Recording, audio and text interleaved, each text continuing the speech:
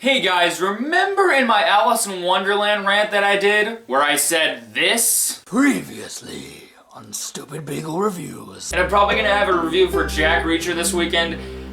You know, at least I can review a good film, hopefully. If Jack Reacher doesn't end up being disappointing, at least I can review a really good movie, because I've been reviewing a lot of bad movies recently.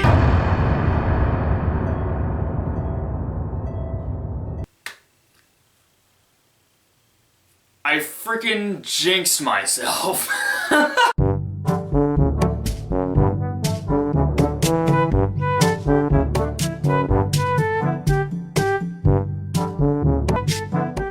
So Jack Reacher Never Go Back is a sequel to the original Jack Reacher movie that came out a few years back, and it stars Tom Cruise and Colby Smulders, I hope I said that right. And this movie is basically about how Jack Reacher and Colby Smulder, who plays this character called Major Turner in this movie, both get framed for a crime that they didn't commit. And they're on the run and they're basically fugitives, which happens a lot in these types of movies, but they also have to protect this girl that may be Jack Reacher's daughter. And the whole movie is basically about them being on the run while also trying to take care of this teenage girl that they're after to get revenge on Jack Reacher. So guys, I actually enjoyed the first Jack Reacher movie. I know there are a lot of people that aren't huge fans of Jack Reacher, but I actually had a lot of enjoyment in it. It's not really great. It's one of those movies that you can watch during a rainy day and it's a disposable action film, but there are some things in that movie that I really admired. So I was hoping this sequel, being taken over by Edward Zwick rather than Christopher McQuarrie, might improve upon the original.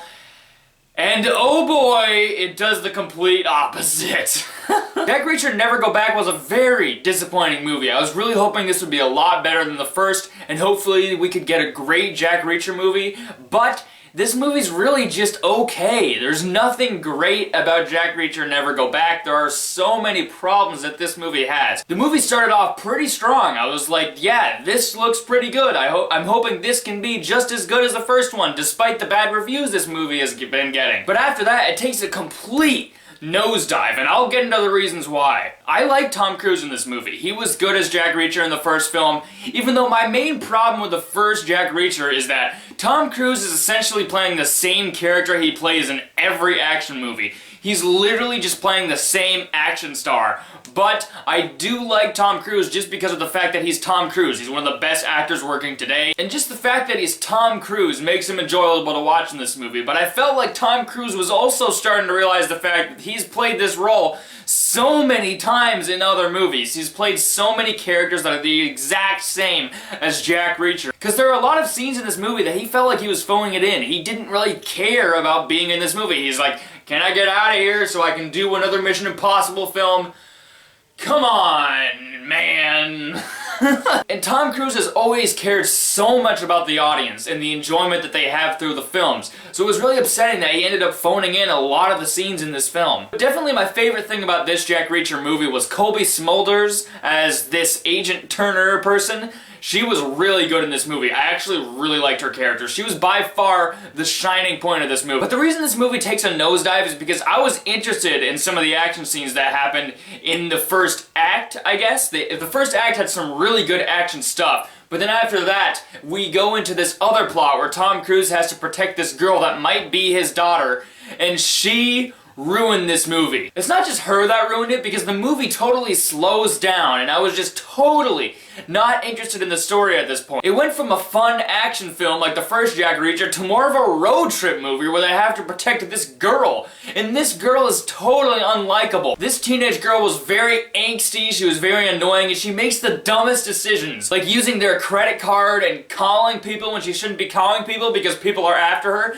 She's such an idiot, and she's impossible to find likable in this movie because of all the stupid decisions she makes. Anyone who had common sense wouldn't make the decisions that she made in this movie. Granted, the actress playing this character did do a good job, but it's just the character that really got on my nerves because the plot is centering around them protecting this girl. So you're supposed to care about her a lot, but I just didn't. And I didn't care about the relationship she was forming with Jack Reacher. I really just didn't care about her character, and the whole movie's suspense relies on her. And after that first act that had a lot of action and really fun stuff, it ended up being a road trip movie where basically they're riding around in a car, going to restaurants, going in a hotel, trying to protect this girl and give her a life. I felt like the movie slowed down so much when that happened. It screeched the movie to a huge halt, and the movie doesn't pick up after that. It's so upsetting because after the first act, the movie just felt so slow, and I couldn't find myself interested in the story.